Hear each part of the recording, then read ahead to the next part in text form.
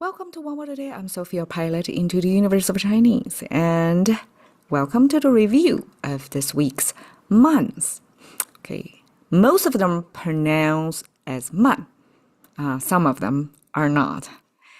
So we started with the seed radical that's made of three parts, and it means long. Basically, it describes here the three-finger hand symbol covering the eyes. And in the mid-history, about 2,000 years ago, dictionary was standardized with this hat symbol. So originally it was two hands covering the eyes to extend your vision by blocking out the sun. Later on, some hat was added in, that there's two horizontal lines. The first line would be the liner inside the hat. And the second horizontal line was said to be set by ChatGPT. Okay, Gemini actually I worked with. I didn't really check the source. I asked the bot to generate an image of how exactly that was done because this hairpin to go through both the hat and the hair.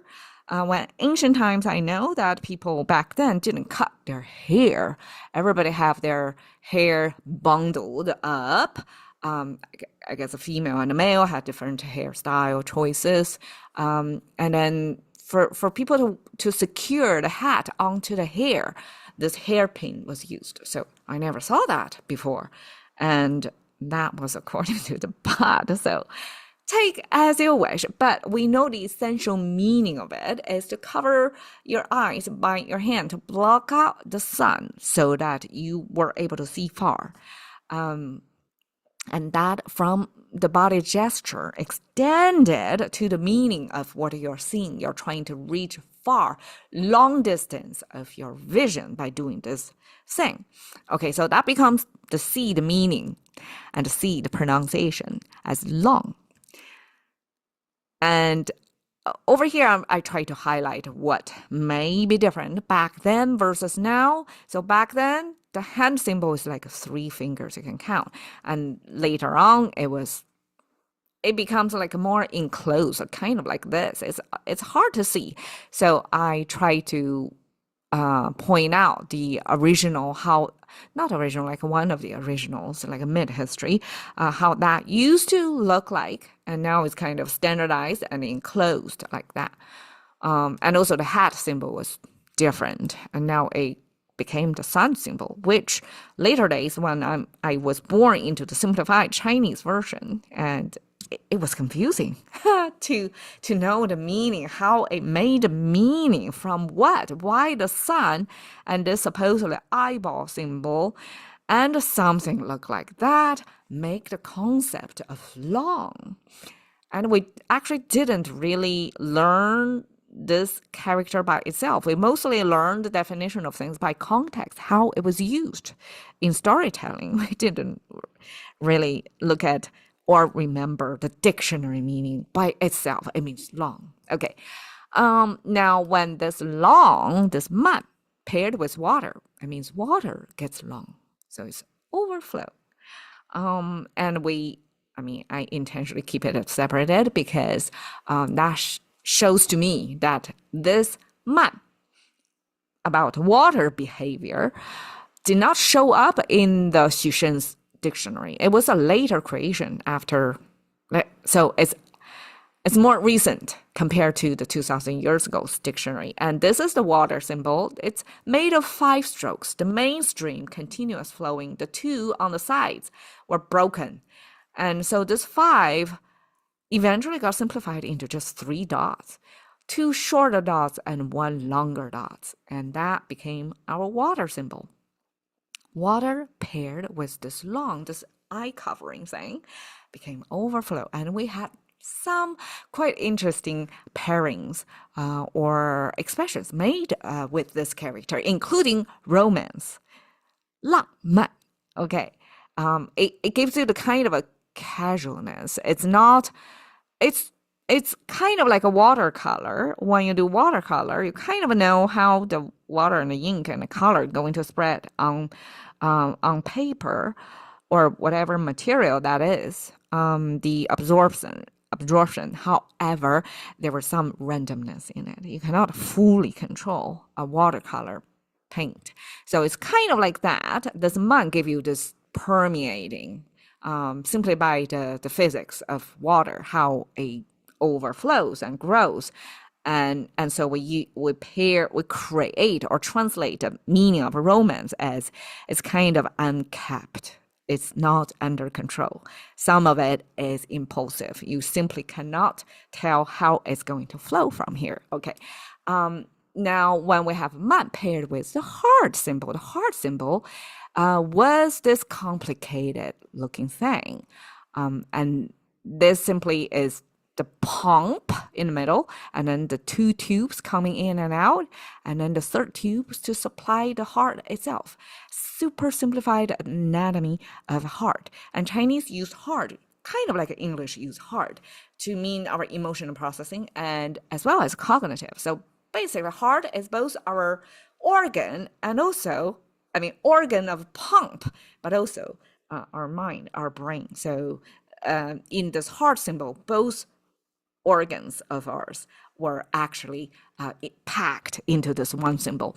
So when we pair heart with long heart means unrushed, unhurried. We really take our time, approach things slowly. And it turned out in ancient times slow. This pacing was encouraged, was showing higher social status. It's almost like you can afford to take your time to do things. That's unlike today's mentality of you want to show how busy you are, how full your calendar is, right? It was back then the opposite, because majority of the population back then were working on the farms, and on farms it's kind of really busy and don't really have time to take time to think or to do anything like self-caring thing, versus who can afford to act slowly shows their social status, almost like they're more leisure class, that they don't need to feel rushed to do anything. Okay, anyhow, back then it was a different cultural connotation, and we simplify the heart symbol as this 3 strokes, just like water from 5 strokes. Now the heart symbol becomes 3 strokes as well. Okay, this man has only one expression, which is 馒头, which is Chinese steamed bun, which is a Chinese bread made into this dome shape. Therefore, we always pair it with the head, because head is a dome. So 馒头, this bun dome, is also a head shape. And the connection there, not only the sound maker, but it's made of this fermenting process of the dough, like a rising up, extend itself beyond its original size. So it's going to increase the volume. And when it paired with the dining symbol, which is a gathering of rice on a cook stand, that's our eating or dining for food purpose. When we know this is an extended food, we know, okay, it went through that fermentation process. Therefore, it's a bun. It's not rice. Rice doesn't raise, right? Rice doesn't rise, okay? Versus if we make it into a dough, it can rise, okay? And this super simplification, again, it's 3 strokes. 1, 2, 3. Interesting. This is just real-time discovery. I never connect the dot. Like when we simplify radicals, that's categorical signifier, either is heart or water or here dining, we simplify it into 3 strokes. Okay. Now this 1, 2, actually, this is a 2-stroke simplification of talking. When we have tall tales, when we talk for long, Chinese associate that with deception, because the reason why you want to talk for so long is really to spin your story so that you can sell whatever claims you want the other to believe. If it's a true fact, reality, you don't really need to try so hard to talk so long. So that's the cultural observation behind why this long words is a combination for Chinese to mean deceive. I mean, quite insightful still thousands of years later. Okay, and so here is a two-stroke. I just made up my theory of a three-stroke radical. Now it's broken instantly. Two-stroke here. Okay, the last one, man.